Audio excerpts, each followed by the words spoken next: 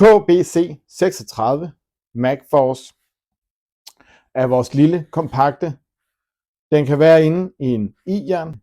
Den har en god, kraftig magnetmotor på 10.000 Nm.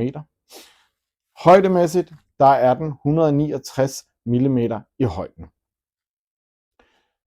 Der er til spiralbor, der er til almindelig kernebor Ø36, spiralbor Ø16. Vi har håndtag til, at vi kan løfte og bære den rundt. Vi har også ekstra håndtag til, at vi kan sætte på både højre og venstre side. For at styre den og køre den op og ned, der har vi den her.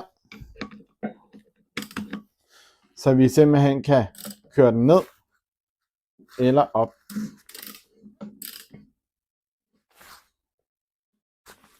For at gøre det så kompakt som muligt. Både højre og venstre.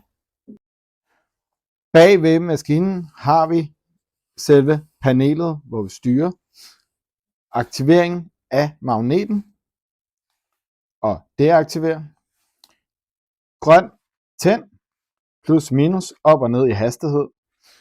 Rød, sluk. Vi kan også, hvis vi laver gevind, køre den modsatte vej. Men skal vi ikke bare se, hvordan den virker?